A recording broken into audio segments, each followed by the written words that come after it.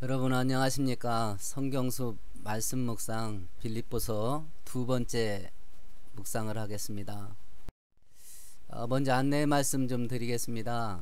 이 말씀 묵상 시간이 도움이 되신다고 생각하시면 신앙의 열정이 지금 주변의 다른 그리스도인들에게 전해주셔서 말씀 안에서 신앙이 회복될 수 있도록 좀 함께 도움이 됐으면 좋겠고요. 제가 책을 출간하게 됐습니다. 그 동영상 하나 서병호 TV에 올려놨는데 시청해 주시고 기도해 주시면 고맙겠습니다. 그리고 좋아요, 구독도 부탁드리고요. 첫 번째 시간에 이야기한 것인데 좀 중요한 사안이라서 복습 겸 다시 한번 살펴보기를 원하는 것은, 성경을 묵상할 때에 우리 안에 있는 지적인 기능과 정적인 기능, 의지적인 기능을 어떻게 사용해야 온전한 말씀 묵상이 될 수 있는가 하는 것을 다시 한번 살펴봤으면 좋겠습니다.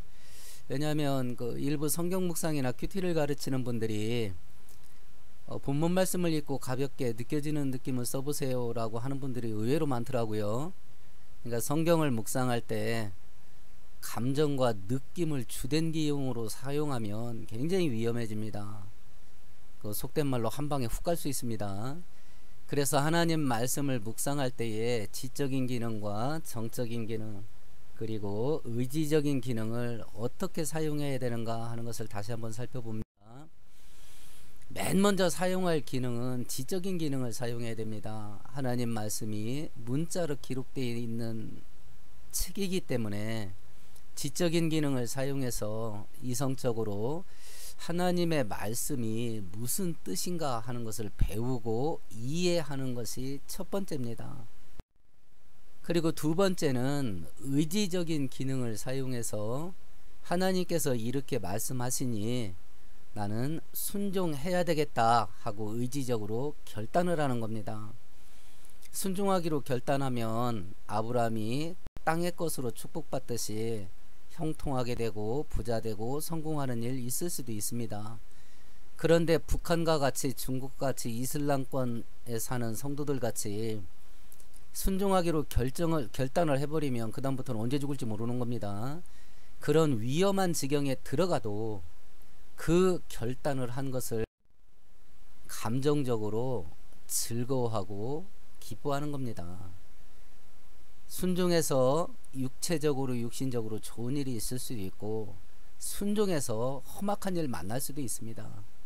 그런데 순종하기로 결단한 것을 감정적으로 즐거워하고 기뻐하는 것, 이 과정을 거쳐 나가는 것이 성경 묵상을 위한 지적인 기능, 정적인 기능, 의지적인 기능의 바른 사용법입니다. 오늘은 이제 빌립보서 1장 2절을 묵상하도록 하겠습니다. 성경 본문을 눈으로 한번 읽어보세요.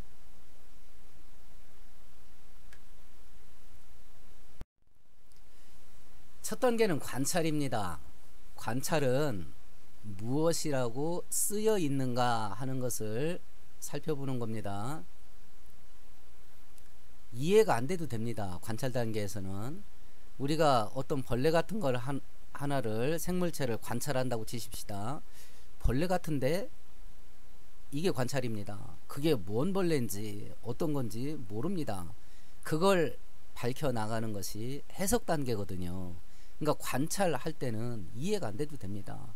관찰 단계에서는 한글로 뭐라고 쓰여 있냐, 그걸 살펴보는 게 관찰입니다. 오늘 2절에서는 두 가지 키워드가 있네요.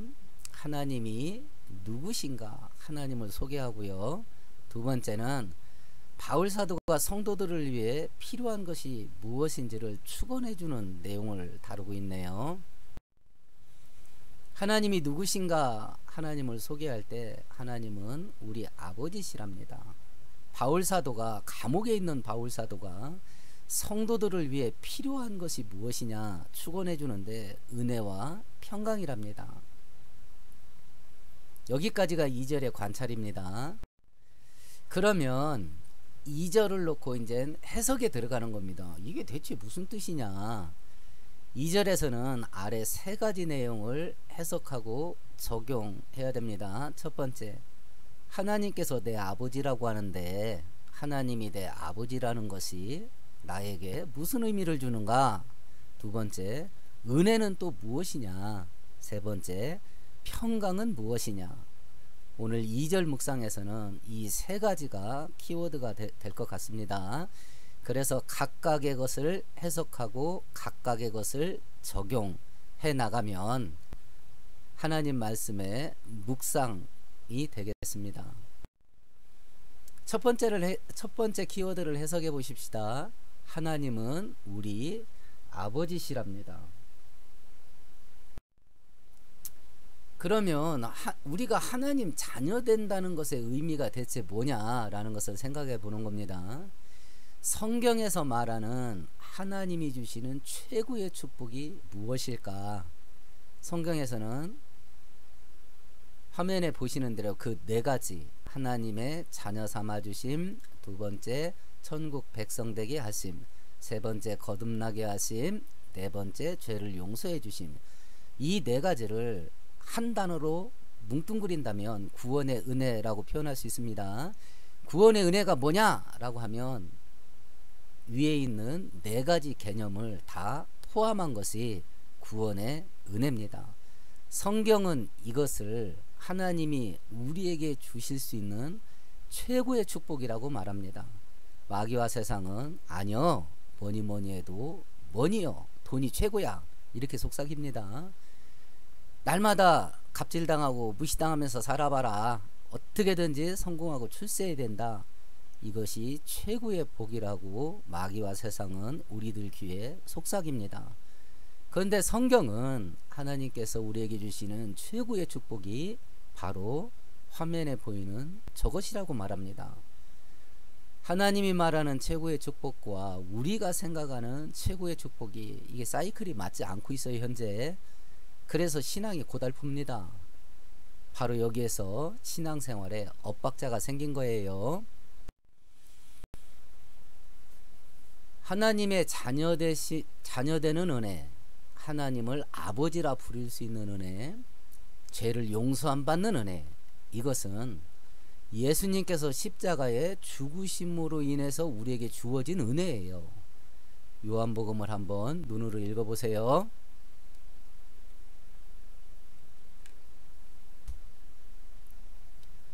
예수님이 죽으셔서 우리에게 주어진 은혜이기 때문에 이건 온 우주보다 값비싸고 귀한 은혜가 될 수밖에 없습니다.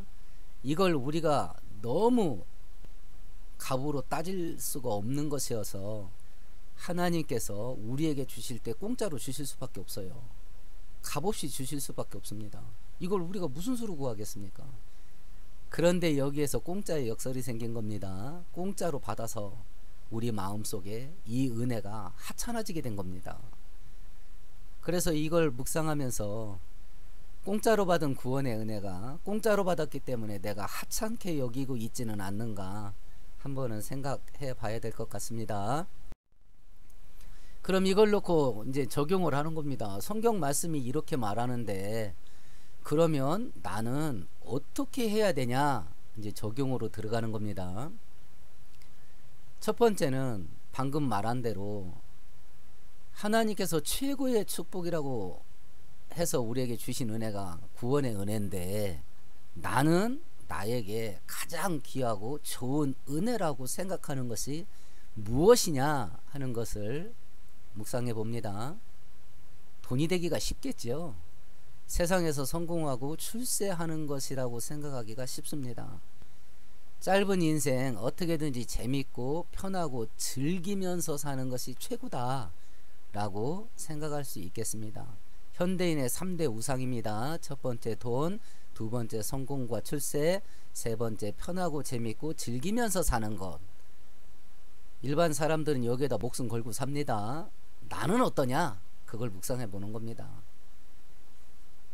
아마 대부분의 현대 그리스도인들은 하나님을 신으로 섬기지 않을지도 모릅니다.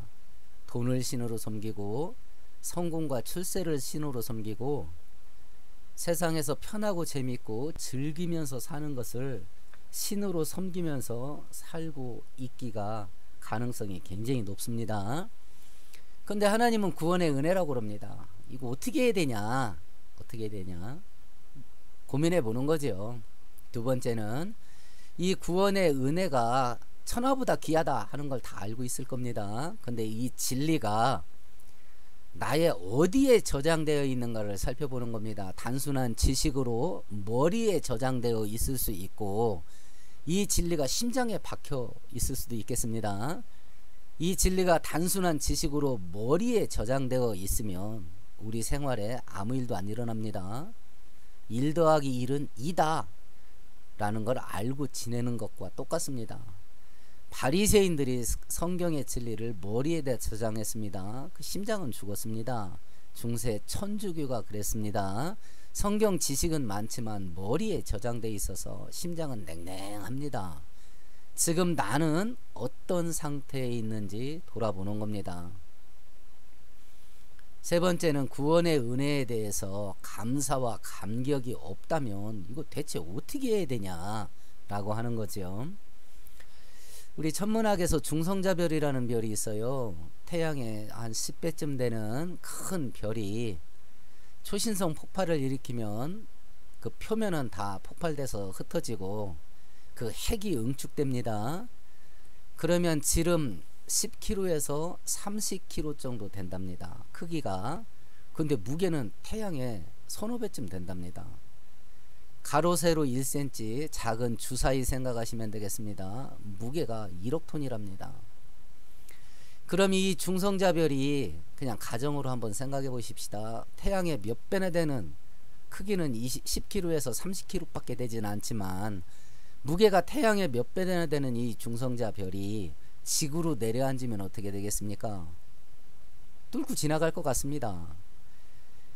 이 구원의 은혜가 우리 심장에 내려앉으면 우리 심장이 어떻게 될까요? 이 구원의 은혜의 무게를 감당할 수 있겠나 싶습니다.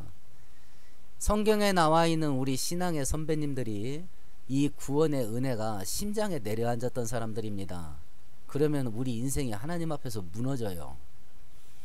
그 다음부터는 물불 안 가립니다.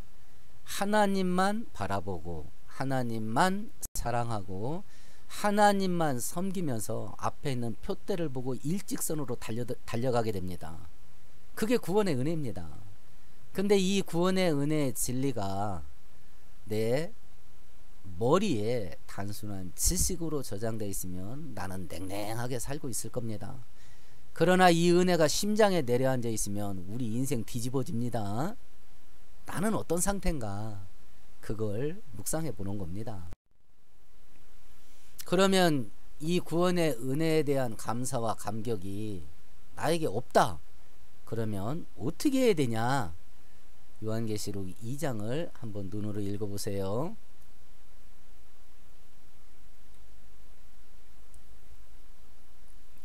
오늘 성경에 보면 에베소 교회 성도들이 사랑이 식었답니다. 하나님 앞에서 우리의 신앙이 열정이 식은 것은 범죄 행위입니다. 놀라운 일입니다. 하나님을 향한 우리의 마음이 냉랭하게 식어 있는 것은 범죄 행위입니다. 회개하고 돌이켜야 된답니다. 일단 애통하면서 울어야 될 것 같습니다. 우리가 마태복음에 보면 5장 4절에 보면 애통하는 자는 복이 있나니 위로를 받을 것이라 말하는데 우리가 왜 웁니까? 가난에 시달려서 울 수 있겠습니다. 무시당해서 신세타령하면서 울 수도 있겠습니다.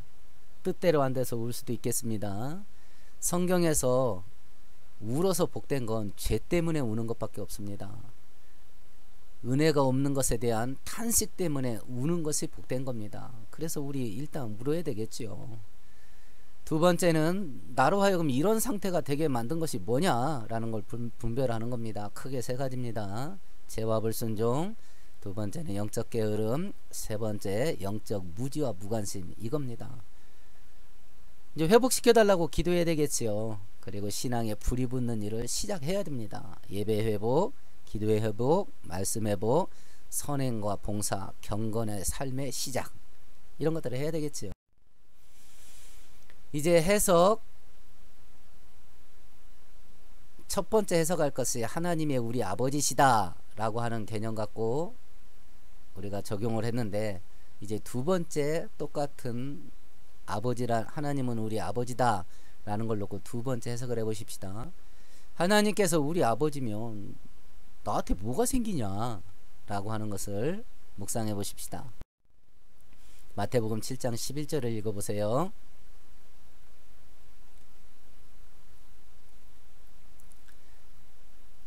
하나님은 자녀들에게 가장 좋은 걸 주신답니다. 그래서 그리스도는 기본적으로 하나님의 축복의 대상이 맞고 하나님의 사랑받는 대상이 맞습니다. 성경이 그걸 약속하기 때문에 그렇습니다. 그러면 하나님은 자녀에게 가장 좋은 것을 주신다 하는데, 이제 적용을 해 보십시다. 내가 생각하기에 나에게 좋은 것과 하나님이 생각하시기에 나에게 좋은 것이 일치하지 않으면 어떻게 해야 되냐. 나는 왼쪽으로 가는 게 좋은 것 같은데 하나님은 나에게 아니요, 너한테는 오른쪽이 좋아 하고 오른쪽으로 인도해 나가시면 이거 대체 어떻게 해야 되냐. 하나님, 내가 좋아하는 것과 하나님이 좋아하는 것이 충돌이 일어났을 때입니다. 두 번째 경우를 생각해 보십시다. 하나님은 나에게 좋은 것 준다고 그러는데 지금 내가 생각해도 이거 도저히 이해되지 않는 험한 일들이 자꾸 생긴다. 그럼 대체 하나님이 나한테 좋은 거 준다는 게 맞냐? 이 문제입니다. 이 두 가지 상황은 우리가 날마다 현실 속에서 부딪히는 겁니다. 하나님이 자녀에게 좋은 것 주시는데 나의 현실은 1번, 2번 이런 일이 자꾸 생긴다. 그러면 이것을 대체 어떻게 해결해야 되냐 라고 하는 겁니다. 로마서 8장을 눈으로 한번 읽어보세요.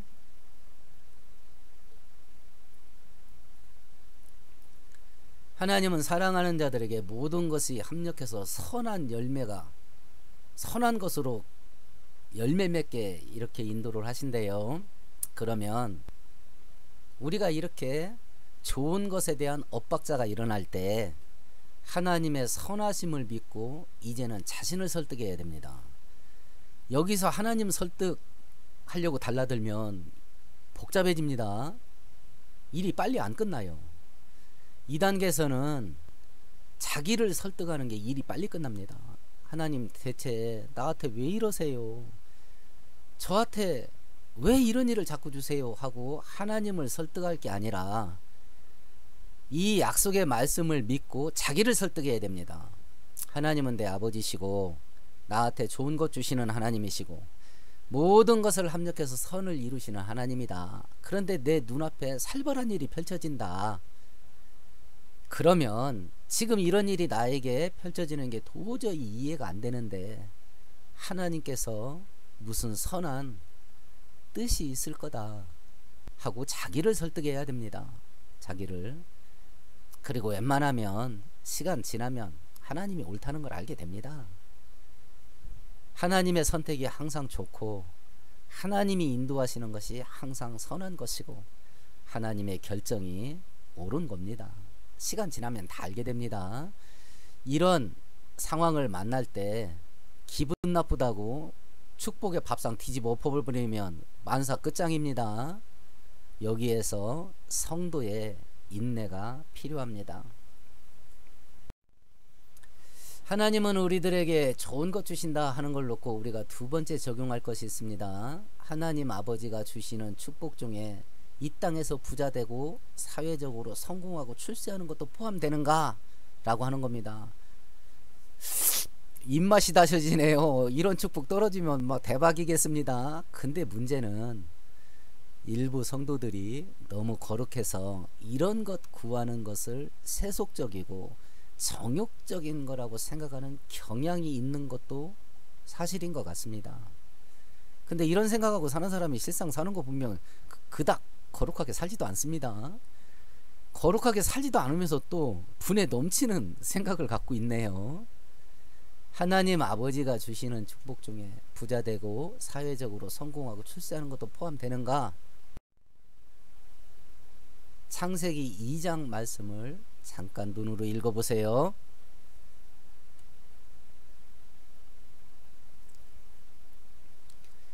아담을 만드실 때 7절은 흙으로 만드시고 코에 생기를 불어넣으셔서 사람은 이제 영적인 존재가 됩니다. 8절을 보시면 영적인 존재지만 동시에 육체를 갖고 있는 아담과 하와가 풍족하게 살기 위해서 에덴 동산을 선물로 주시네요.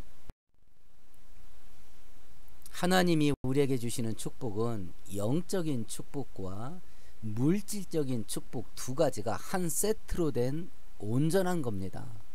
그래서 우리가 하나님의 은혜를 누리려면 첫 번째 영적인 축복, 두 번째 물질적인 축복이 온전하게 조화를 이루어야 영적인 존재이기도 하고 육체적인 존재이기도 한 사람이 이 땅에서 하나님의 은혜를 누리며 즐겁고 행복하게 살 수 있게 됩니다. 근데 순서를 절대로 바꾸면 안 됩니다. 하나님도 아담에게 생기를 먼저 주시고 그 다음에 에덴 동산을 주시거든요. 마태복음 6장을 읽어보세요.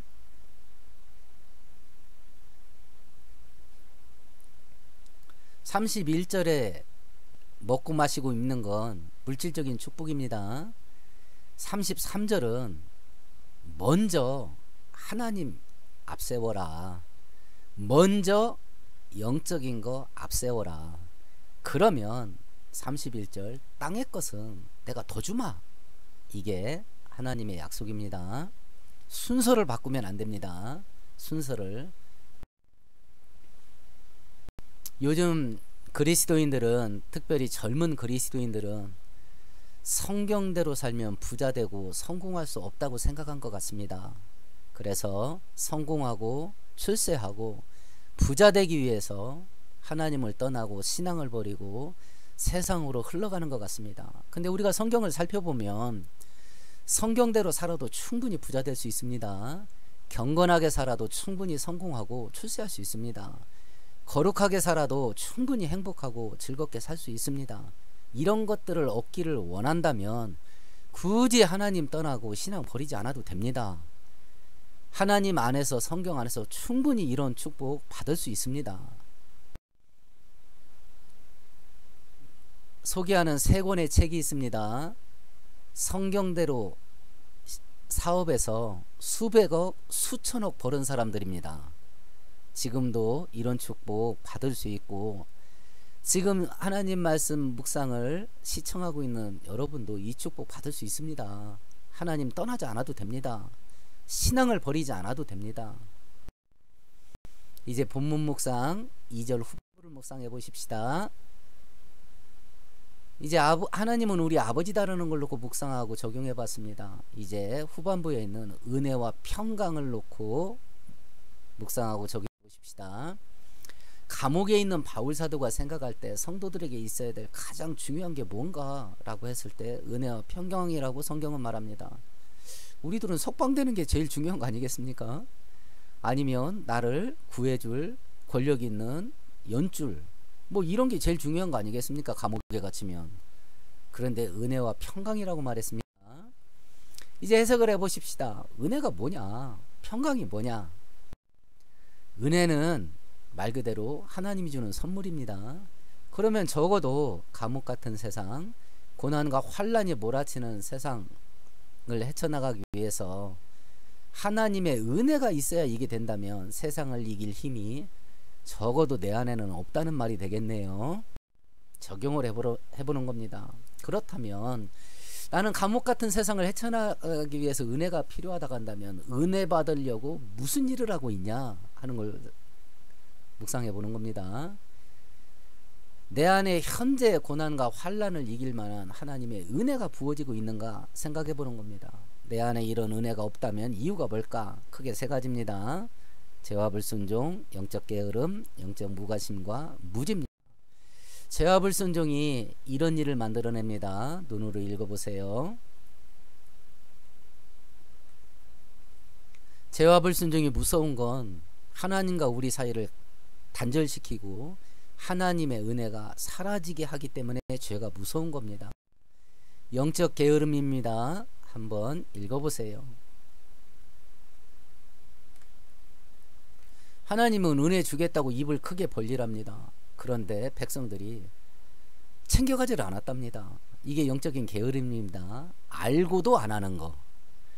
은혜 받는 길이 뭔지, 축복받는 길이 뭔지 뻔히 압니다. 그런데 안 합니다. 그래서 은혜가 없습니다. 그래서 축복이 없고 영적 게으름입니다. 영적 무지와 무관심입니다. 호세아서 4장 6절을 읽어보세요. 아무것도 모릅니다. 그래서 망합니다. 이 세 가지 이유가 은혜가 사라지게 하는 이유입니다. 그러면 나는 어떻게 해야 되냐? 고린도서 6장 2절을 봅니다. 지금 은혜의 문이 활짝 열려있는 때랍니다. 물 들어올 때 노저으라는 우리 그 속담이 있습니다. 지금 은혜의 문이 열려있을 때 은혜 받는 일에 목숨 걸어야 됩니다. 인생 걸어야 됩니다. 은혜 받을 때 받아야지요. 그러면 이제 내가 은혜 받는 일에 목숨 거냐, 돈 버는 일에 목숨 거냐, 이제 적용을 해보는 거죠. 고민을 해보는 것이고. 이제 평강을 놓고 해석해 보십시다. 평강이 뭐냐? 내면의 고요함입니다. 평강은 위로부터 부어진 은혜를 지속적으로 누리고 보존할 수 있는 내면의 그릇입니다. 평강이 깨지면 은혜를 나의 축복으로 누리지 못합니다. 맛있고 귀한 커피가 있습니다. 이걸 들고 차에 탔습니다. 차가 막 흔들립니다. 내 손에는 좋은 커피가 들려져 있습니다. 근데 흔들리는 차 안에서 마실 수가 없습니다. 이게 평강입니다. 평강이 깨지면 하나님의 은혜가 있어도 내 축복으로 누리지를 못하게 됩니다. 내 안에 평강이 깨진 증상이 무엇인지를 보는 겁니다. 뭐 이런 거겠지요. 근심, 걱정, 염려, 불안, 그리고 절망과 좌절, 이런 것들이 평강이 깨진 증거가 되겠습니다. 그렇다고 한다면 우리가 뭐 수천억의 돈을 갖고 올 수 있겠습니다. 성공하고 출세해서 높은 지위에 올라갈 수 있습니다. 근데 평강이 깨지면 그거 누리지 못합니다. 그래서 부자가 자살하는 겁니다. 권력가가 자살하는 것이고. 그럼 이 깨진 평강은 어떻게 회복될 수 있는가 라고 하는 겁니다. 요한복음을 읽어보세요. 이것도 하나님이 은혜로 주셔야 된다고 그러네요. 우리는 돈 많이 주세요, 성공하고 출세하게 해주세요, 진급하게 해주세요, 사업 잘 되게 해주세요, 뭘 달라는 기도를 많이 하는데 백날 받아봐야 평강 깨지면 말짱 꽝입니다. 그걸 누릴 수가 없어요. 평강이 깨지면. 그러면 우리가 생각해 보십시다. 마귀와 세상은 하나님께 은혜 받는 걸 방해할 것 같습니까? 평강을 깨트리는 일에 더 힘을 쏟을 것 같습니까? 은혜 주시는 건 하나님의 주권입니다. 하나님이 나한테 은혜 주겠다는데 마귀가 무슨 수로 막습니까? 그런데 평강은 깨트리기는 쉽죠. 평강은요. 그래서 마귀와 세상은 우리의 평강을 깨트리는 공격을 집중적으로 할 겁니다. 평강을 깨지게 하는 마귀의 도구가 있습니다. 첫 번째는 환경입니다. 두 번째는 사람을 이용하는 겁니다. 주변 환경을 험악하게 만들어 버립니다. 그러면 그 환경 바라보면서 평강 깨지는 상태로 만들어 버립니다. 두 번째는 사람 이용합니다. 주변 사람 이용해서 내 염장 질릅니다. 그래서 평강이 깨지게 만듭니다. 평강을 유지하려면 주변 환경에 휘둘리지 않는 것과 사람에게 시달리는 그것을 어떻게 교통정리를 할 거냐, 이 내공이 필요합니다. 인간관계에 상처받아서 회복되어져 가는 과정을 쓴 책들이 꽤 많이 나와 있습니다.